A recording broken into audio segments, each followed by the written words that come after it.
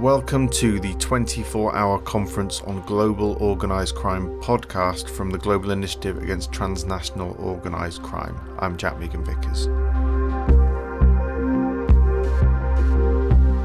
The 24-hour conference on global organised crime took place online in November 2020 and was organised by the European Consortium of Political Research Standing Group, the Centre for Information and Research on Organised Crime, the International Association for the Study of Organised Crime, and the Global Initiative Against Transnational Organised Crime.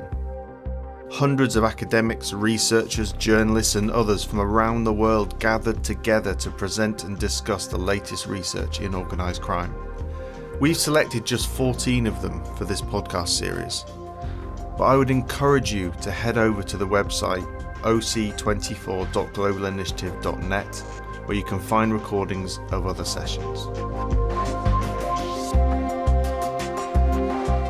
In this episode, you'll hear the session COVID Impacts on Organised Crime in Vietnam. Hi everyone around the world. So welcome to the session 10C, which focusing on the organized crime in Vietnam during COVID-19. First of all, on behalf of our groups, I would like to thank so much for the GI teams and the fantastic volunteer and secretary teams that support our groups during preparation, even though currently we are online. So really interesting the conference. Slide please.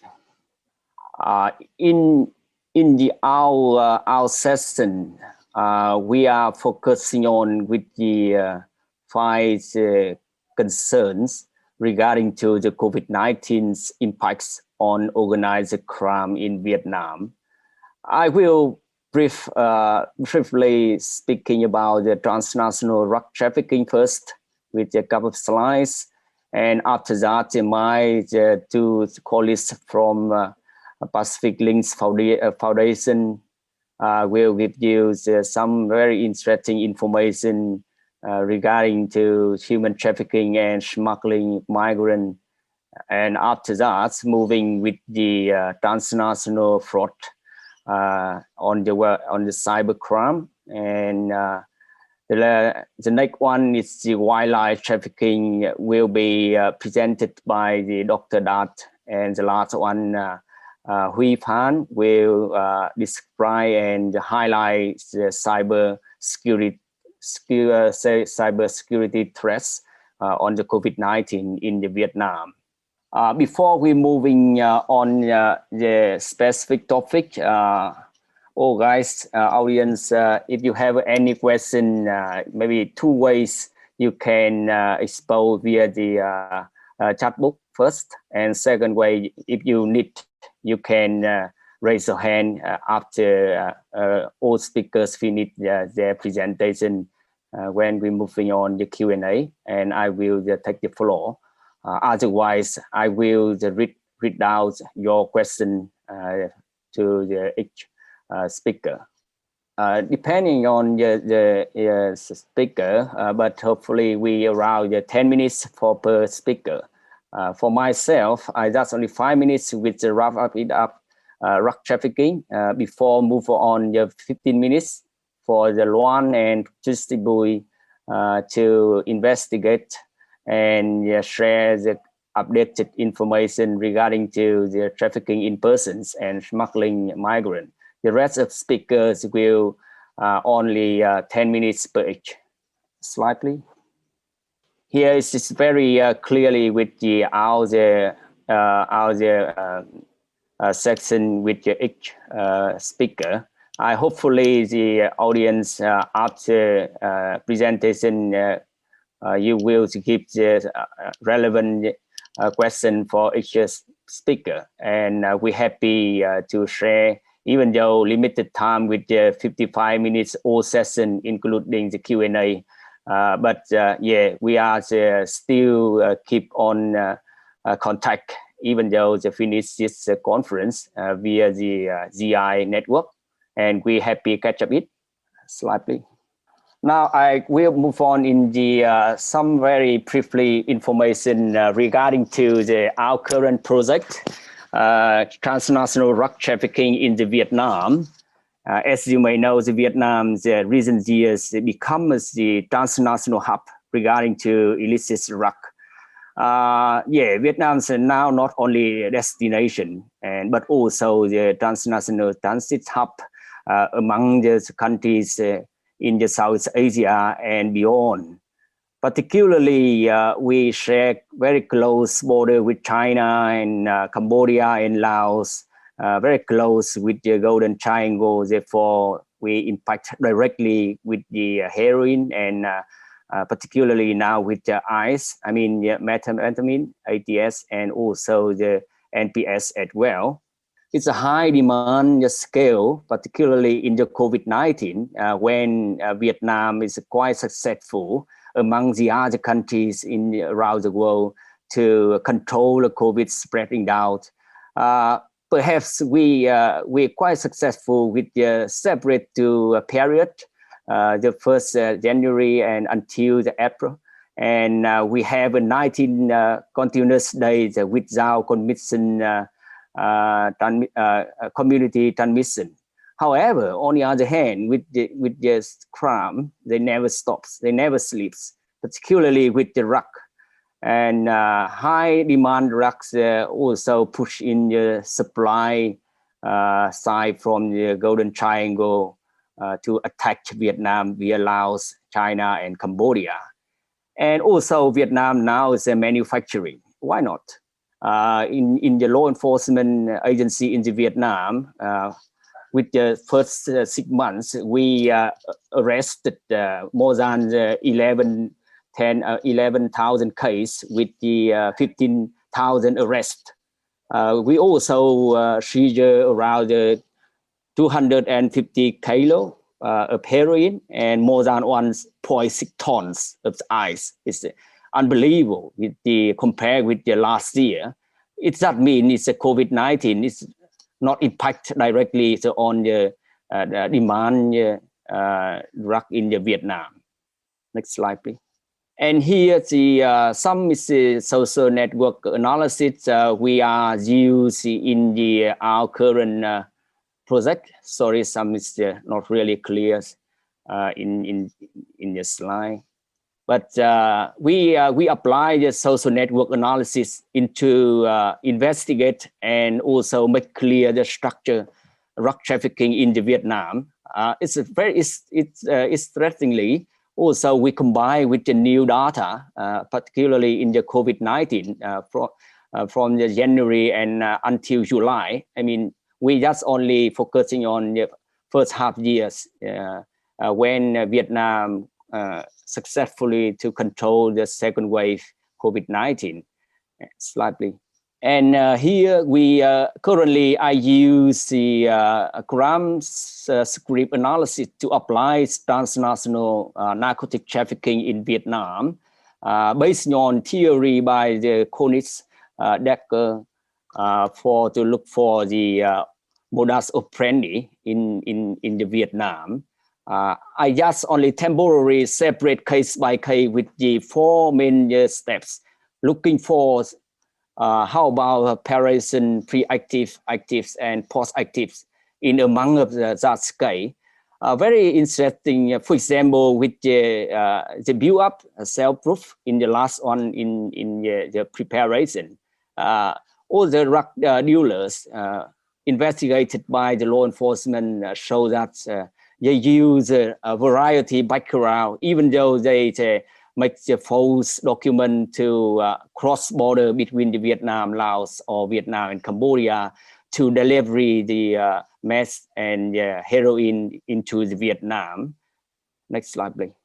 Yes, here's I just only visualizing and modelize with the 12 steps. Sorry, I don't know why it's very, very blurred. I'm happy to send you again. It's the presentation after on the via chat book if someone interested. In the case by case, we look for the first step, prepare budget and also collection financial.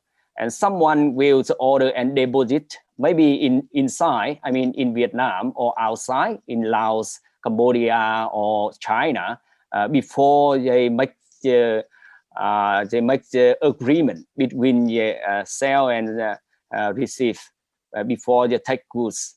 It's interesting when we look for this trend in the COVID-19. A lot of truckers now they move on is the maritime routes. Currently, I'm also the UNODC consultant expert for the maritime global crime, focusing on Western maritime routes, based on the Andaman Sea and Straits Macmalama. We also include in Southeast Sea in order to make clear what is the new modus operandi drug trafficking. They use the sea routes. Yeah, because the COVID-19 very strict in the social distancing and also very limited movement cross-border land. Therefore, even though with the air routes, now they move a lot of case study we collect in the maritime routes. Slide, please. And here's the very briefly some of the modus operandi drug trafficking now they apply via the darknet or maritime routes I said before, and also they create international regional connection and very flexible movement. That's why I confirm that the COVID-19 not really impact with the drug trafficking at all, even though the balloon effect influence. When the law enforcement put very strict on the cross-border land, they move on in the maritime line, something like that. Slide, please. Before the move on is my colleagues from Pacific Link, I want to recap of some initial conclusion based on the 6 months collected data in the COVID-19 in the Vietnam regarding to drug trafficking. Most higher level drug traffickers in the Vietnam operate in relatively small and close criminal syndicate, often deal with committees with the others the same level. And we also found each wholesale dealer is a fishes out other sources. They're very flexible to more than the focusing on one supply network. That's why Vietnam is a really vulnerable target, because the share border, China, Laos, and Cambodia, all 3 resources they can put in. And the modus operandi in drug trafficking in Vietnam change over time, place, and form to able to achieve their targets and their activities. That is some is very briefly with my current data looking for drug trafficking in Vietnam during COVID-19. Now I'm happy to introduce my 2 colleagues from the Pacific Links Foundation with Loan Lương, now the Deputy Director Program, is consulting first responders in Europe, working with Vietnamese migrant and leads training and developing teaching resource for first respond in Vietnam. And also her colleagues, Tracy Bui, with more than 5 experience years to implement counter trafficking program. Take the floor. Hello, everyone. Thank you to HI for a great start to the session. And thank you to the team at AOSC and Global Initiative for putting together this groundbreaking conference. My name is Christina, and I'm here with my colleague Juan, and we're both from Pacific Links Foundation. We'd like to talk to you today about the crime of human trafficking and the trends and patterns we have observed in Vietnam. Vietnam is predominantly a source country for trafficking in the world, with many women, children, and men becoming victims of labor and sexual exploitation. By official estimates, a majority of trafficking cases are transnational. The trafficking of Vietnamese differ on each continent. In Asia, for example, women and girls are subjected to sexual exploitation in the form of forced marriages and forced prostitution in China, Taiwan, Singapore, and South Korea. There are also many cases of forced labor and begging of children from rural areas and men from ethnic minorities. In Europe, the situation is very different. There is more labor exploitation, forced labor, and debt bondage of both men and women. Migrant workers from Vietnam are deceived into working in exploitative environments. Women in particular are still susceptible to sexual exploitation from both the smugglers and peer migrants. The map you see on the right is from our report on Vietnamese migration to Europe titled Precarious Journeys. This map details the vulnerabilities and types of exploitation that Vietnamese migrants and trafficking victims are subjected to throughout their precarious journey through Europe to get to the UK. As you know, the WHO officially declared coronavirus a pandemic in mid-March, and since then, Vietnam has officially closed all of its borders, including its borders with China, which thus results in the loss of business across both borders. This loss of business meant a loss of jobs with limited to no work available.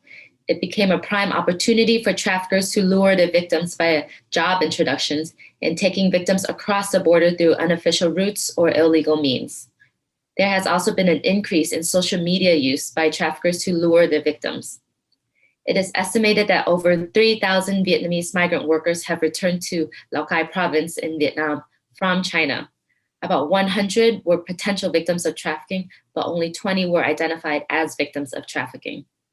Since March this year, 10 trafficking returnees have entered our compassion house. They were rescued by police and placed in 2-week quarantine in an outside facility before they entered our long-term shelter. Before COVID-19, many Vietnamese people crossed into China without documentation. And during COVID-19, when the number of factory orders and salaries started going down, the factory owners in China would then call the police to inspect the factory, who would then arrest or deport the undocumented Vietnamese migrant workers, and thus increasing the unemployment rate. Financial difficulties many families face around the world are making people more vulnerable to traffickers' offers of quick cash or false promises of good jobs in other countries. We see this manifested in potential migrants' willingness to pay premium prices to take a safer route to migrate to Europe or elsewhere outside of Vietnam. Right now, people still don't have jobs, so they're just waiting until international flights resume so they can then migrate. And next, Lan will talk about the Pacific Links Foundation's counter-trafficking solutions. So continue to talk about the Pacific Link Foundation. Pacific Link Foundation had begun in Vietnam since 2001 with two main portfolio, education and counter-trafficking. And we run on program and project in 17 provinces in Vietnam and one project, capacity building for first responder in Europe. During social distancing by COVID-19 pandemic, I think it is also a good chance for us to review and improve our program and project, which happen to all of us and our communities. After Exact 39 and COVID and in COVID-19, we must focus on prevention program. Since July until now, we increase activities in raising awareness in human trafficking, safe migration, and for in the factory for over 10,000 workers and managers, and even over 3,000 students and the people in community how to find a job safely in COVID-19.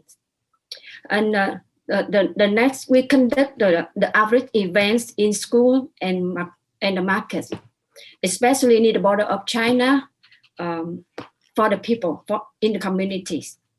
And we conduct the training for the officers and the job seeker in recruitment center, and for students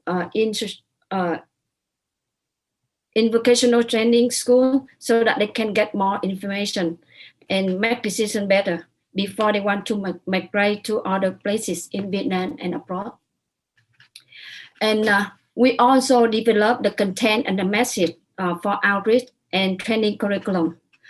For Pacific Link Foundation, we are trying to send the key message to community and to individuals as much as possible in different ways, and programs with the key message in the COVID: stay safe and be careful with tricks and traps of traffickers and smugglers.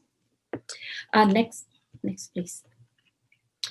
And also we are talking about reintegration program. We focus on improving activity and services for the survivor and the trafficking victims, especially collaboration with the first responders.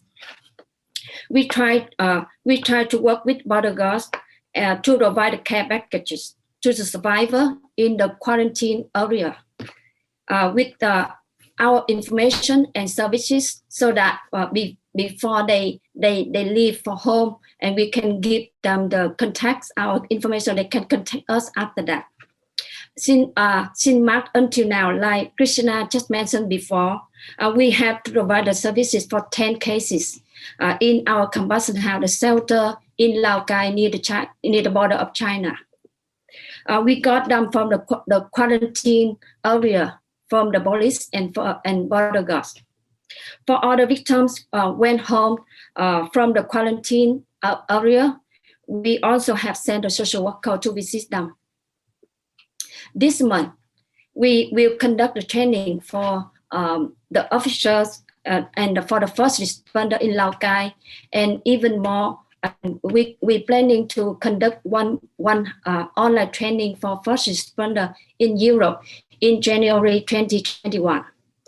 So in this conference, we have, if you have more concern and want to know more our information, our program, and even our online training, please contact us. I would like to share and introduce our PASU app. This app is only run in Android version. The app helps the user, especially the job seeker, to calculate and make decisions better. Our key message to everyone is calculate your future better. The free mobile app that help the user the first manage finances effectively, and they can calculate their prepayment before they decide. And they can calculate broker fees when they are seeking job.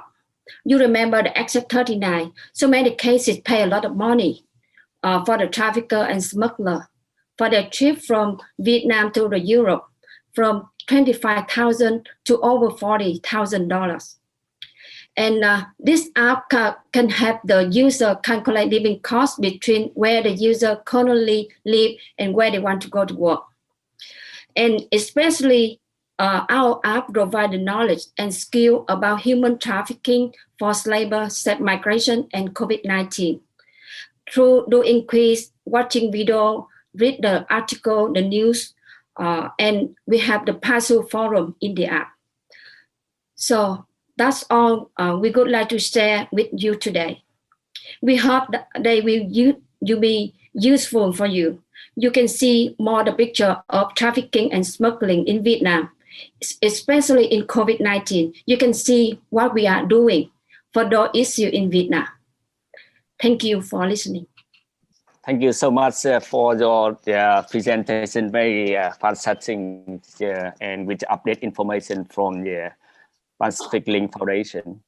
And now I'm moving on to the quite new topic delivered by the Trọng Nguyễn, is a PhD candidate Waseda University in Japan. His interests including cybercrime and cybersecurity. At the present, he will focusing on cyber crime network and transnational computer fraud with the updated COVID-19 impacts in Vietnam. Take the floor. Hi, everybody. Thank you, the conference organizer, for giving me opportunity to present my topic today. And my topic is the modus operandi of transnational computer fraud in Vietnam. Excuse me, have me open slide. Yes, the next slide. Yes, firstly, we should look through the background of a computer fraud commission. Actually, computer fraud has attracted attention from scholars, but most of them are centralized in the American and European context. And certain words rule that cyber criminals participating in networks use various forms of technologies like phones, emails, banking to defraud transnational victims. And it needs there are two types of groups committing cyber fraud. First, technologies plays a more important position. Second, social ties has a more major role. And it means that technology is expected to create difference between these groups. So, However, there is not much empirical research on discussing in detail the roles of technology in defrauding cross-border victims of transnational computer fraud, especially in the ASEAN situation. And in ASEAN, Vietnam is regarded one of emerging cybercrime centers in the region as well as the world. So that is the reason why I would like to examine the modus operandi of transnational computer fraud in Vietnam, to focus on the role of technology to defraud the victims.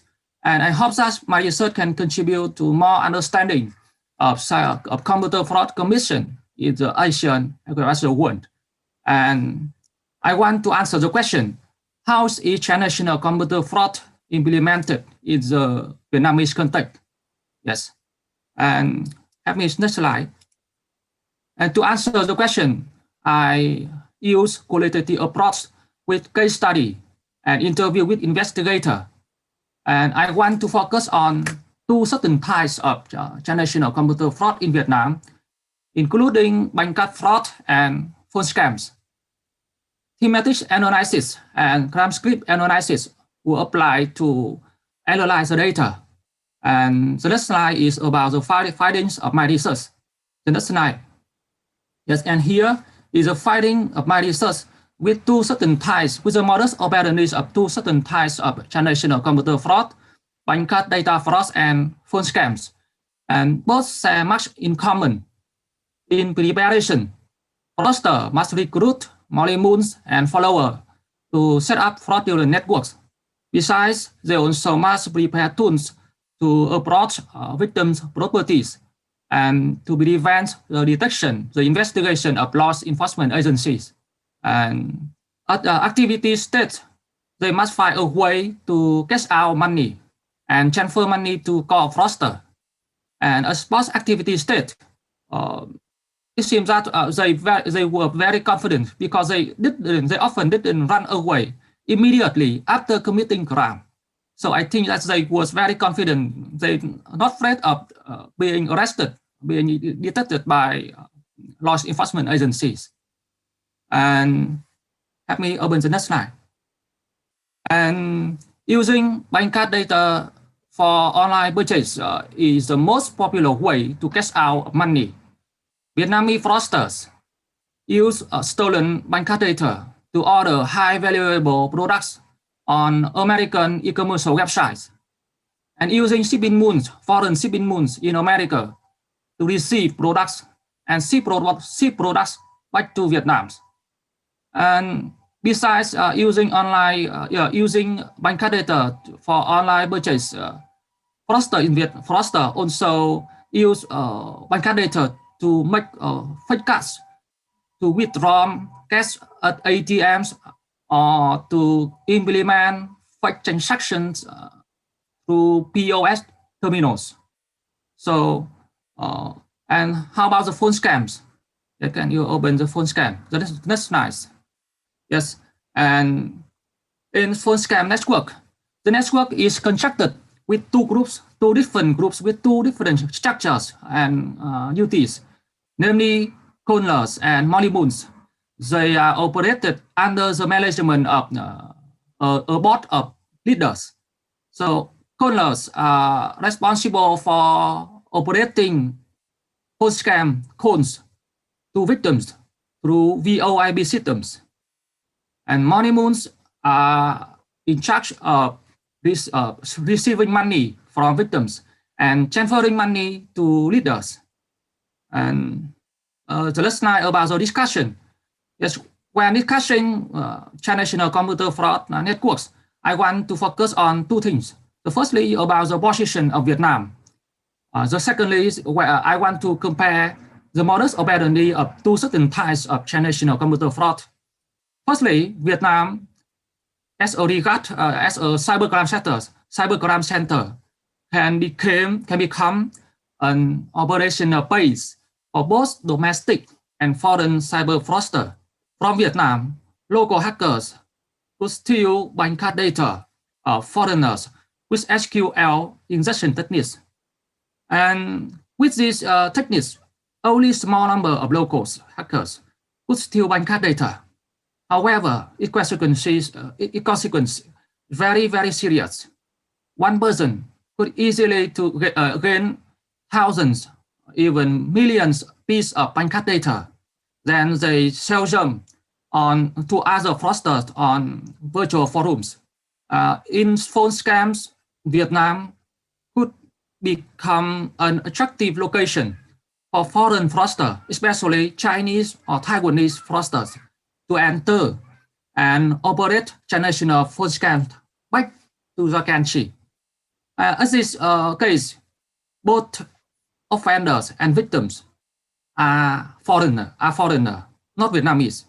Vietnam is regarded as a operational base for them to implement transnational phone scams.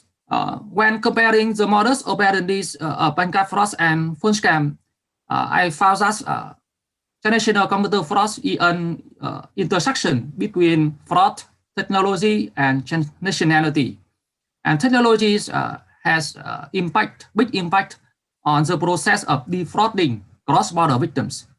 In terms of technological factors, bank card fraud is more high-tech than phone scam, and there is very strict correlation between technologies decrease and interaction between offenders and victims. Bank card fraud with more high-tech degree doesn't request any interaction between offenders and victims, whereas phone scams with lower degrees of high-tech requires very, very strict correlation, strict interaction between offenders and victims.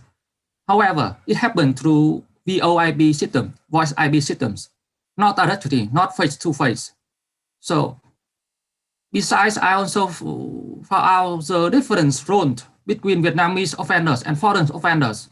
Whereas in using bank card data for online purchase, Vietnamese fraudster at the high levels keep the role of core actors at the high levels. Foreign like shipping moons, they always support Vietnamese fraudster to ship product from America to Vietnam. Whereas in phone scams or the networks of fake cards, Vietnamese the roles reverse. Vietnamese fraudster keeps the roles at the low or middle levels of inside the networks. So that's all about my presentation today. And my friend Huy Phan will present more about cybercrime under the influence of COVID-19 epidemic. And thank you for your attention. Arigatou gozaimashita. Thank you. Very interesting information, Chong. And I hopefully audience can get some information from Chong presentation. I also share link is Chong is a publication via the journal Crime and Justice. It's a very detailed with the organizational structure of computer fraud in the Vietnam. Thank you, Chong. Now we're moving on. It's a different area in the wildlife trafficking in the Vietnam. We look for the any difference and any change after Wildlife Justice Commission open public hearing since 2016 with very serious case with rhino horns and tiger in the Vietnam. Now Dr. Dat from the law school in the Vietnam will share some the new update in the COVID-19 regarding to wildlife trafficking. Take floor. Good morning from Vietnam. I'm very excited to see all of you, and thank you very much for organizing this conference and provide us great opportunities to see my colleagues all over the world. And thanks so much, Dr. Hai, for encouraging us to join this. And recently at our law school, we conducted a textbook on wildlife and corruption. That's why I want to share our initial research regarding this topic to all of you. And first of all, I would like to introduce two crimes, so-called wildlife crimes in Vietnam, as specified in the latest Criminal Code 2015. So we have two crimes. The first one is offenses related to wild animals. And the second article is offenses for the protection of endangered rare animals. And you can see this crime is quite severe, so punishment up to 15 years imprisonment. And in this article, we can see if the offense is committed by an organized group, so the punishment is quite serious, up to 10 years imprisonment. And to provide more explanation about these two crimes, I want to note some legislative policies regarding wildlife crimes in Vietnam. So for two crimes, we see them in two chapters.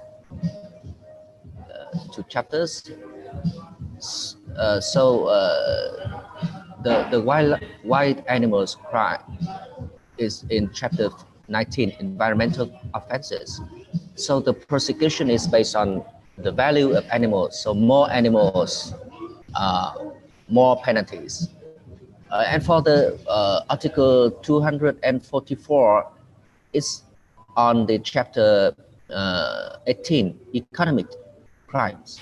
So it is different from that crime. Prosecution is based on the number of individual animals. So here we see the legislative techniques is that there is no supplementary criminal law regarding environment in Vietnam.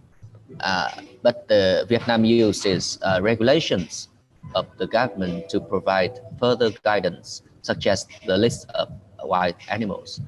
And the subject of crimes for wildlife crimes are both individuals and legal entities. For the sanctions, compared to other countries, such as Indonesia, we can see the punishment is up to 5 years. But in Vietnam, the sanctions are quite severe, up to 15 years imprisonment.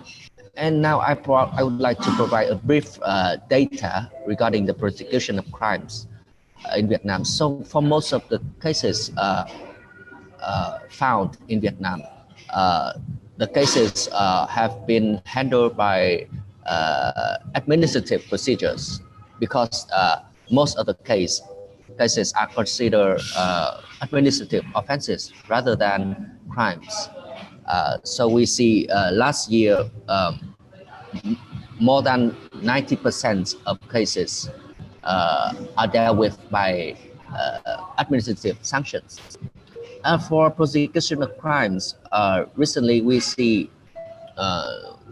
as you can see from the data here, since the effectiveness of the latest criminal code, we see an increase of the number of trials and the number of defendants, as you can see here.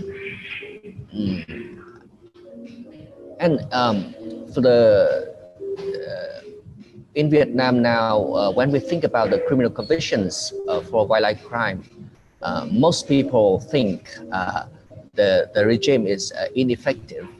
And now I want to highlight several reasons for the ineffectiveness. The first is the criminal policy. Before the criminal code 2015, so wildlife crimes were considered as not very serious, but now it's serious. It's very serious now, therefore the penalties in the past were not serious enough, and the law in this area is quite conflicted and insufficient.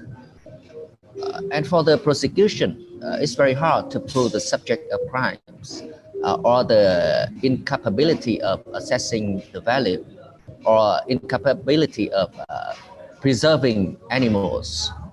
And the last reason, I think, is the weak law enforcement, including corruption. And here I want to highlight the cause of corruption, and I want to explain more here. So in the world, corruption and wildlife trafficking have been proved to be closely connected. So corruption can be a key facilitator of wildlife trafficking.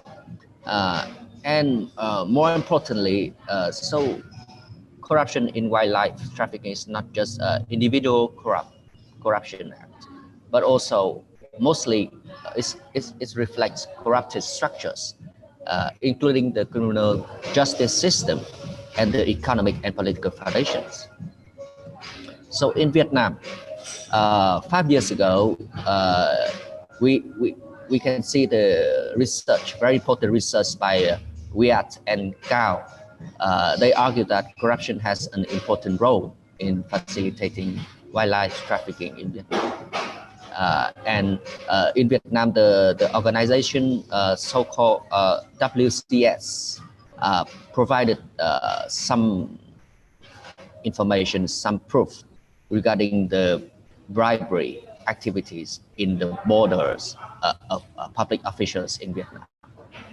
And here, I want to highlight some critical actions by the EVN. It's an organization action to cope with wildlife trafficking. And I want to highlight two first actions. Take down leaders of wildlife criminal networks and eradicate corruption in Vietnam.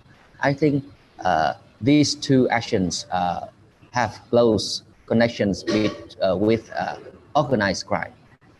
Even though the area, the issue of organized crime has not been clearly mentioned in the Vietnamese media in relation to wildlife crime, as far as I know. And for the last slides of mine, I would like to give some impacts of COVID-19 to wildlife trafficking in Vietnam. So I think it's just initial observation because the official data of this year has not been released. And regarding criminal prosecution, so the investigation is not available to us. And for the relationship between corruption and wildlife trafficking, we have seen no update on this. That's why we just have a few hypotheses, unproved hypotheses as below.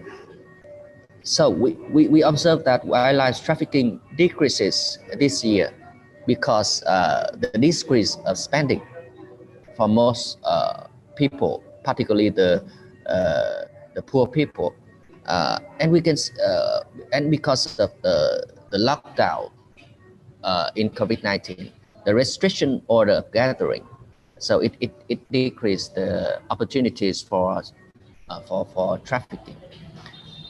And the decrease of alcohol consumption in Vietnam, so wildlife animals are used for alcohol. So the decrease of alcohol consumption will decrease the use of wildlife animals. And in another observation, for the illegal hunting, killing, importing, transporting, trading animals in Vietnam, so notably, they remain stable or even increase because of COVID-19. Many people have to wrap it up to 30 seconds. Okay, thank you. Have to foster hunting and killing of animals for their livings, for their earnings, and for the rich people. So their income has not been affected. So they still have good demand for animals. That's why the illegal hunting, killing of animals still remains stable in Vietnam. So this slide is our conclusion, and I hope that we have provided some interesting information for your interest. Thank you all for your attention. Thank you so much, Dr. Das. As I introduced before, the wildlife trafficking in Vietnam just in 2016, when the Wildlife Justice Commission in the Netherlands to open public hearing, and until now, a lot of change. And thanks so much for that update regarding to the COVID-19 impacts in the wildlife trafficking. Thank you so much, audience, and particularly with all our speakers. I know we are very limited time, and it is a unique and first ever conference with the 24 hour, nothing more, nothing less. You were listening to COVID Impacts on Organised Crime in Vietnam. If you'd like to get more information on this topic and the speakers, head over to the conference website, oc24.globalinitiative.net. There you can also find videos of most of the talks, including a number of discussions that are not part of this podcast series. This was the 24-hour Conference on Global Organised Crime podcast. I'm Chap Megan Vickers. Thanks for listening.